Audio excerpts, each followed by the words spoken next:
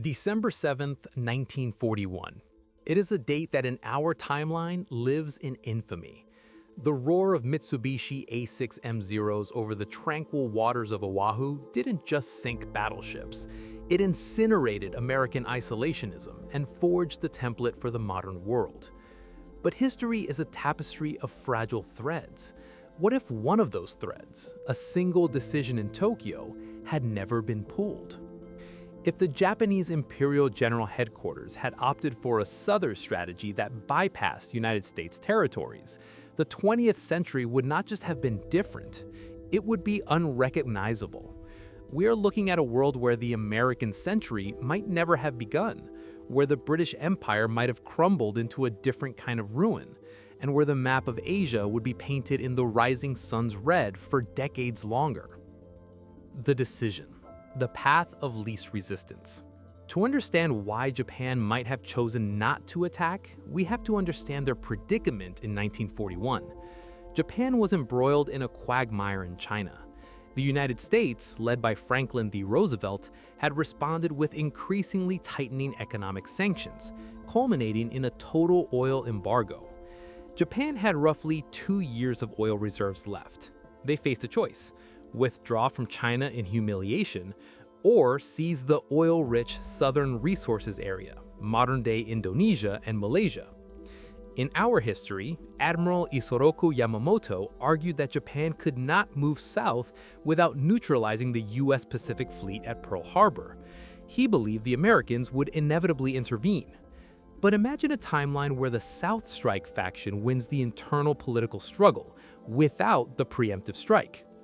They argue that the American public, deeply isolationist and weary of foreign entanglements, would not support a war to save British rubber in Malaya or Dutch oil in the East Indies. Japan moves south, but they give the Philippines, then a U.S. Commonwealth, a wide berth. They sail past Guam. They leave Hawaii in peace. In this alternate 1941, the day of infamy never happens.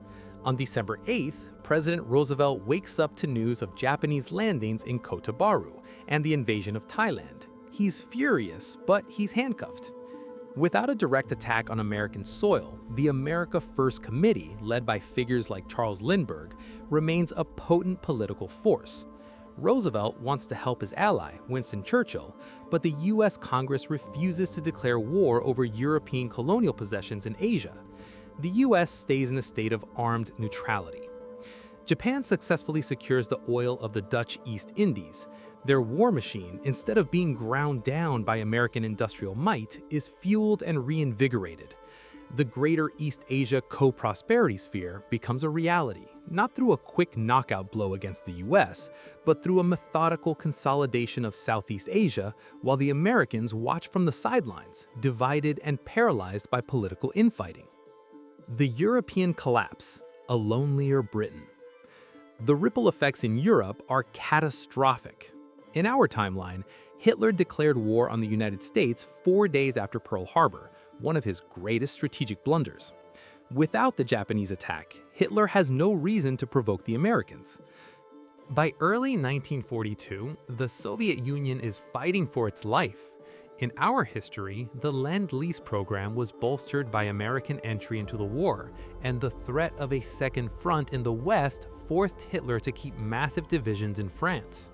In this alternate world, the arsenal of democracy is running at half capacity. Winston Churchill, who famously slept the sleep of the saved the night of Pearl Harbor, now spends his nights in a cold sweat. Without American boots on the ground, the British campaign in North Africa is a stalemate or a defeat. There is no Operation Torch, no invasion of Sicily, and certainly no D-Day in 1944.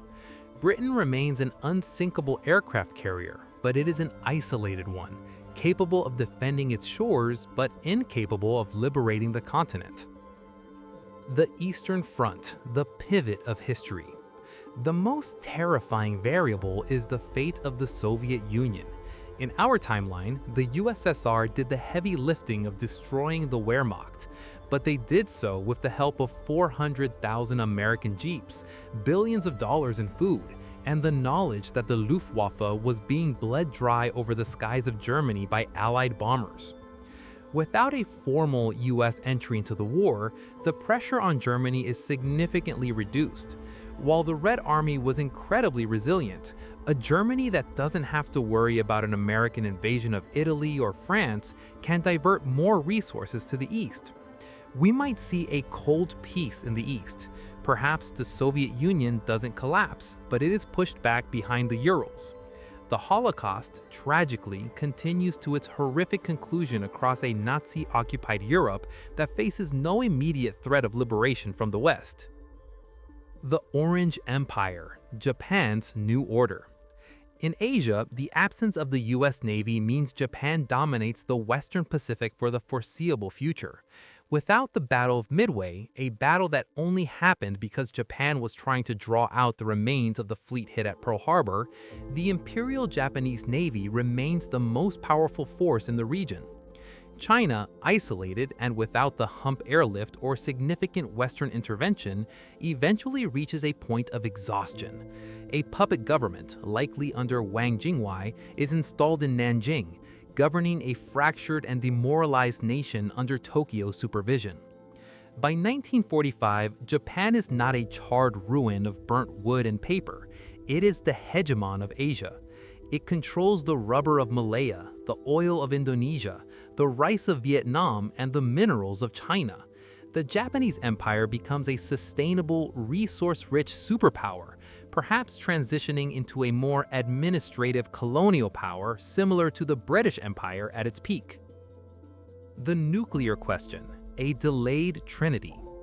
The Manhattan Project was driven by the fear that Nazi Germany would develop an atomic bomb first.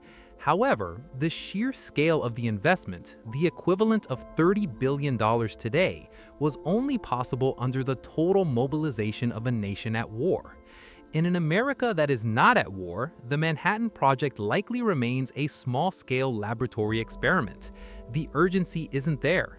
Consequently, the world doesn't see the mushroom clouds over Hiroshima and Nagasaki in 1945. This creates a terrifying prospect. The nuclear age begins not in the mid-40s, but perhaps in the 50s, and the first nation to achieve it might not be the United States. If German scientists, despite their historical missteps, had been given a few more years of relative peace from Allied bombing, the first trinity could have happened in the Bavarian Alps rather than the New Mexico desert. The American domestic shift, the Great Stagnation. Without the massive economic stimulus of World War II, the United States might have slid back into a double-dip recession. It was the war, not the New Deal, that truly ended the Great Depression. The social fabric of America would also look vastly different. In our timeline, the war was a catalyst for social change. It brought millions of women into the workforce, Rosie the Riveter, and served as a precursor to the civil rights movement as Black soldiers fought for a double V: victory against fascism abroad and racism at home. Without the war, the 1950s in America might not have been a decade of booming suburbs and middle-class expansion. It might have been a decade of continued labor unrest, economic protectionism, and a deepening of the isolationist Fortress America mentality. The US becomes a powerful but inward-looking giant, watching a fascist Europe and an imperial Asia from across its oceanic moats. The technology gap. We often forget how much of our modern world is a byproduct of the desperate innovation of WWII. Jet engines, penicillin, synthetic rubber, radar, and the foundations of computing, like Alan Turing's work, were all accelerated by the war. In a world where the US never enters the war in 1941, the pace of technological change would be slower and more fragmented. We might not see a moon landing in 1969. In fact, spaceflight might remain a distant dream of military ballistics rather than a civilian achievement. The internet, born from ARPANET and Cold War defense needs, might never emerge. The tragedy of this what if is the realization that a lack of war in December 1941 does not mean a more peaceful world. It simply means a world where different people suffer. If Japan never attacks Pearl Harbor, the United States might have been spared the loss of 400,000 lives, but that peace would have been purchased at the cost of a permanent Nazi grip on Europe and a Japanese stranglehold on Asia. the Holocaust might have been completed in the darkness of an occupied continent. The colonial era might have been extended by a century. The Pearl Harbor attack was a tactical masterpiece for Japan, but a strategic catastrophe. By drawing the United States into the light, it ensured the destruction of the Axis powers, the end of the old colonial empires, and the birth of the modern interconnected world. History often is a choice between terrible options. In our timeline, the world chose a horrific war to end an even more horrific future.